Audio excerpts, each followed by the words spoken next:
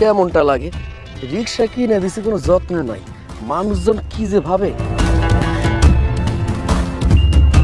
এই রিক্সাওয়ালা, এই লাগেজটা তোল আর চেয়ারম্যান বাড়ির সামনে চল। কি ব্যাপার, কি বলছি তোল। আচ্ছা ঠিক আছে।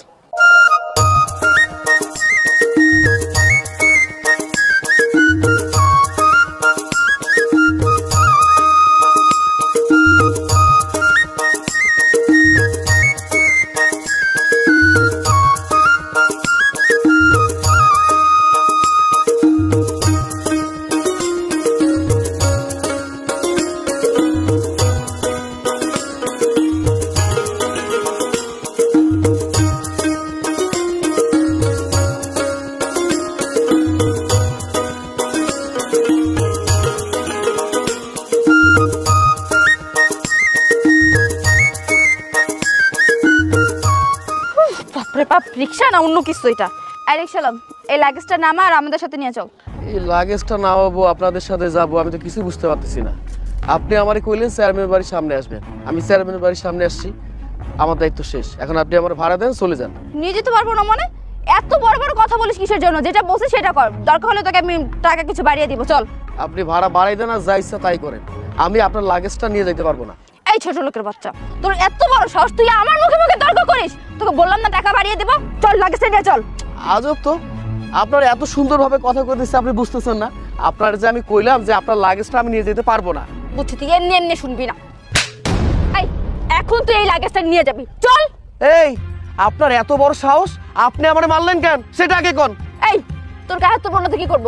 তোরে বলছি লাগেজ নিয়ে যেতে, তার মানে তুই লাগেজ নিয়ে যাবি। চল। হ্যাঁ, লাগেজটা আমি নিয়ে যাইতেছি। এই আশ্চর্য তো, ছোট লোক রিকশাওয়ালার বাচ্চা, তোর সাহস তো কম না। তুই আমার বোনের গায়ে হাত তুলেছিস। আপনি ওকে একটা না একটা শিক্ষা দিতেই হবে। শিক্ষা দাও ওকে। এই তুমি চুপ করো, ছোট একটা মেয়ে বড় বড় মানুষের মতো কথা বলো। এই ছোট লোকের বাচ্চা, তোর এত বড় সাহস, তুই আমার বোনের সাথে এই কথা বলিস, আবার আমার গায়ে হাত তুলেছিস? তুই জানিস আমি কার মেয়ে? হ্যাঁ, তোর এত বড় সাহস না? তোর সাহস থাকতো তুই এখন এখানে দাঁড়ায় থাক, আমি আসতেছি। এই সাহসের দেখছেনটা কি? আমি এখানে দাঁড়ায় আছি, দেখি না?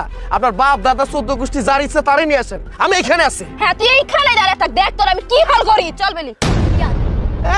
পিচ্ছি একটা মাইয়া আমারে বেয়াদব কইয়ে গেল। চিন্তা করা যায়, ছোট পিচ্ছি একটা মাইয়া, সে আমার বেয়াদব কইল। দেখি কারে নিয়ে আসে। তাহলে চাচা ওই বাড়ির খবরটা দিয়ে আসি, বিচারে যাবেন যে। আচ্ছা যা। বাবা, বাবা, বাবা, বাবা। কি হয়েছে রে মা? এত চিৎকার চেঁচামেচি করছিস কেন? কি হয় নাই বলো বাবা? আজকে আসার সময় সামান্য একটা রিকশাওয়ালা আমার গালে থাপ্পড় মেরেছে, আমার মিলিকে যা না তাই বলেছে। কে? সামান্য রিকশাওয়ালা তোর গায়ে হাত দিয়েছে? ও জানে না তো কার গায়ে হাত দিয়েছে। চল আমার সাথে। হ্যাঁ বাবা, তুমি আজকে ওই রিকশাওয়ালাকে চরম একটা শিক্ষা দিবে। অবশ্যই দেবো, চল।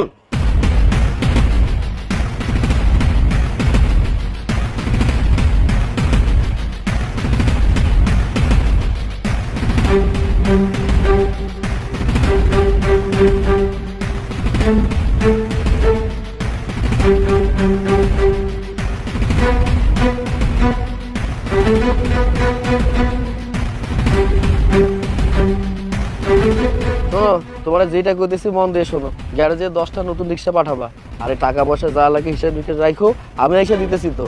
হ্যাঁ হ্যাঁ, চিন্তা করো না, বুঝতে পারছি। ওই কেডারে তুই? বল।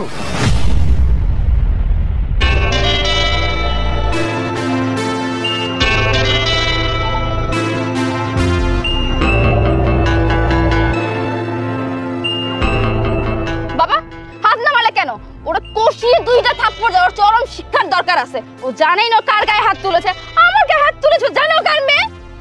হ্যাঁ, আমি ওর গায়ে হাত তুলবো। এই দেখ, তুই জানিস ওকে? আরে ওদের বাড়ি ঘরে আমরা থাকি, ওদের জমি চাষাবাদ করে আজকে আমি এত বড় লোক। তুই জানিস তুই কাকে কি বলছিস? এইরকম 4-5টা রিক্সার গ্যারেজ ওর আছে, আর তুই ওর সাথে খারাপ ব্যবহার করেছিস না বুঝে না শুনে। বাবা তুমি এসব কি বলতেছো? পাগল হয়ে গেছো তুমি? হ্যাঁ, সামান্য রিকশাওয়ালাকে বলতেছো তুমি তার জমিতে থাকো, আর ওর পোশাক আশাক দেখছো, ওর যে পোশাক আশাক, তাতে দেখে তো কোনো মন্ত্রী মিনিস্টার মনে হবে না, মনে হবে কোনো রিকশাওয়ালা বা কুলি। চুপ কর।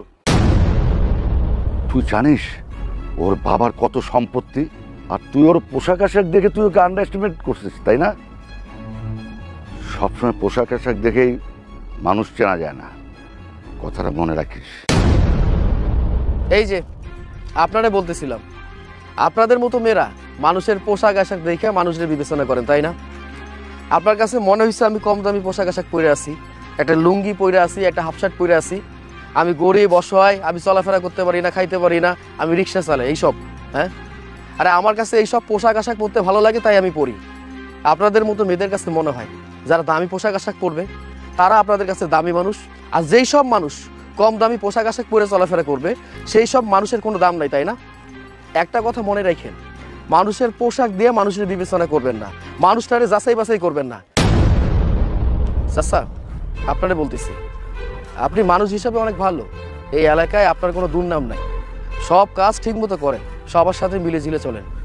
কিন্তু একটা জিনিসের সমস্যা, আফসোস, এই যে আপনার মেয়েরা, আপনি আপনার মেয়েরে শিক্ষা দিতে পারেন নাই।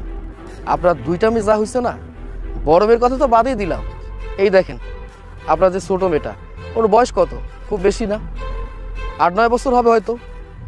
এই বয়সে ও যে পরিমাণ কথা বলে, মানে যেটা মেনে নেওয়া যায় না।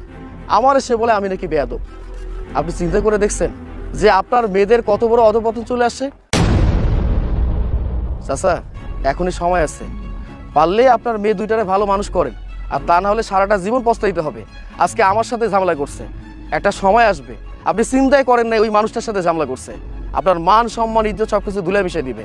বাবা, আমি ওদের তোমার কাছে ক্ষমা চাচ্ছি, ওরা ছোট মানুষ, বুঝতে পারেনি, তুমি ওদেরকে ক্ষমা করে দাও।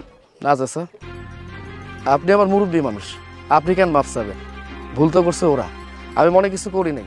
আপনি যেহেতু আমার এত করে কইছেন, আমি সব কিছু মাইনায় নিছি, কিন্তু আপনারা যা যা কইছি এইসব কথা মনে রেখেন। আর আপনারা গ্রামে আসছেন, যে কটা দিন থাকবেন একটু ভালো মতো চলাফেরা করেন, নয়তো হিতের বিপরীত হয়ে যাবে, মনে রেখেন। এই চল।